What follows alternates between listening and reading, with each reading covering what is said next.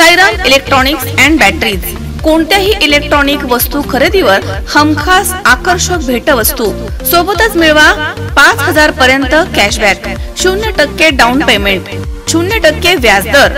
Sairam electronics and batteries संपर्क 93 25 42 22 32 आणि 77 09 80 59 05। चैतन्य दूध आपल्या परिवारासाठी पिशवी बंद शुद्ध दूध, गाईचं शुद्ध गावरान तूप, श्रीखंड, आम्रखंड, पनीर, मँगो, व्हॅनिला, शाही लस्सी, दही आणि अनेक दर्जेदार उत्पादने, तसेच चैतन्य ॲक्वाची पाणी बॉटल।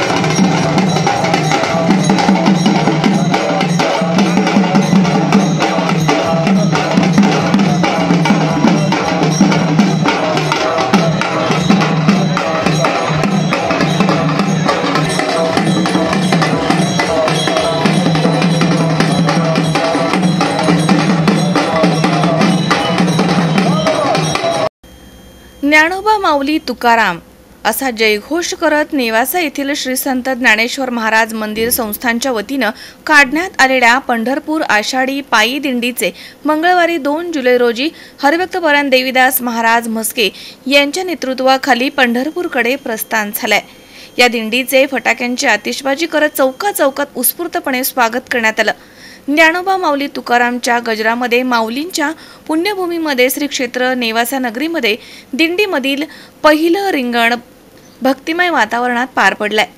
माऊलींच्या योगिनी एकादशीच्या निमित्तानं माऊलींचे मूर्तिमंत रूप असणाऱ्या पैस खांबाचे आणि पादुकांचे वेदमंत्रांच्या जयघोषामध्ये हरिभक्तपरायण देवीदास महाराज म्हस्के यांच्या हस्ते पूजन करण्यात आलं।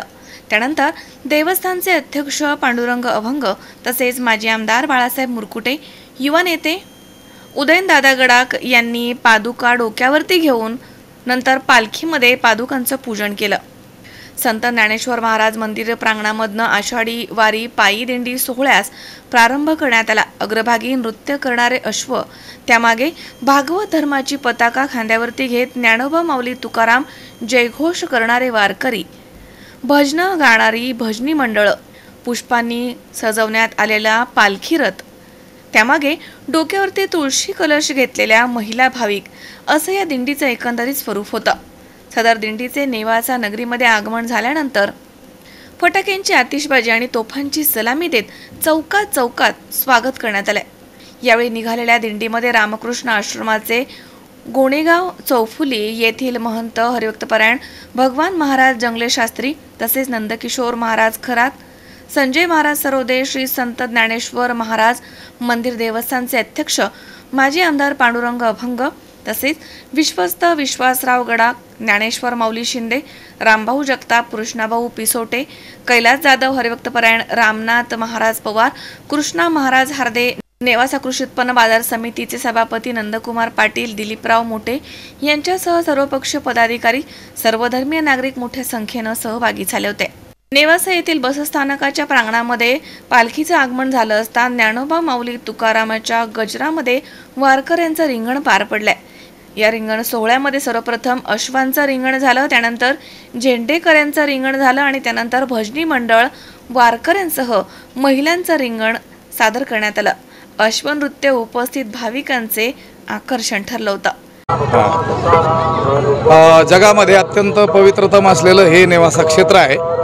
ज्ञानवरायांनीच वर्णन केल्याप्रमाणे त्रिभुवनैक पवित्र, त्रिभुवनामध्ये अत्यंत पवित्र हे स्थान आहे आणि या स्थानापासून पैसखांब मंदिरापासून जे ज्ञानेश्वरीचं निर्मिती स्थळ आहे तिथपासून पंढरपुरापर्यंत हा जो पालखी सोहळा जातो याचं हे 55वं वर्ष आहे।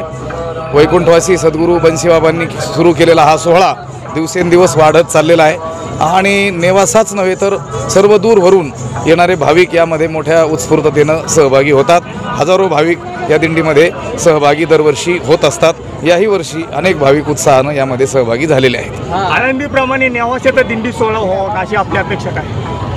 अनेक साधू संतांकडून आम्ही असं ऐकलं की ज्याप्रमाणे आळंदीवरून माऊलींचा पालखी सोहळा निघतो आणि अत्यंत शिस्तबद्ध, अति लष्करी शिस्त ज्याला म्हणावी, असं हैबतबाबांनी त्या सोहळ्याचं स्वरूप बनवलेलं आहे आणि ते आज तागायत टिकून आहे. अगदी त्याचप्रमाणे त्याच तोडीचं क्षेत्र असलेलं हे श्री क्षेत्र नेवासा आहे.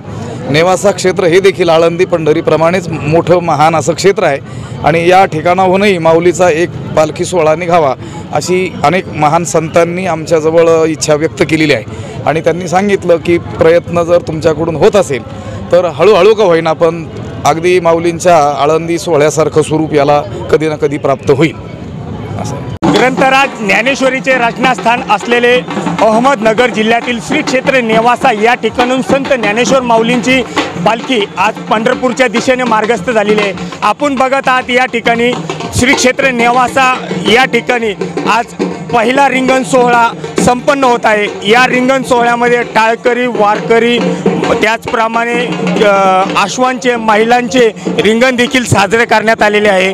सकाळी 9 वाजता नेवासा येथील ज्ञानेश्वर महाराज मंदिरातील पैस खांबाचे समोर पादुकांचे पूजन करण्यात आले. त्यानंतर सदरच्या पादुका हे संपूर्ण नेवासा शहरात भाविकांचे व नेवासकरांच्या वतीने उत्स्फूर्त स्वागत करण्यात आले. सदरची दिंडी ही नेवासा शहरातील बस स्थानकामध्ये दाखल झाल्यानंतर पहिला रिंगण सोहळा या दिंडीचा नेवासा शहरामध्ये सादरीकरण करण्यात येत आहे.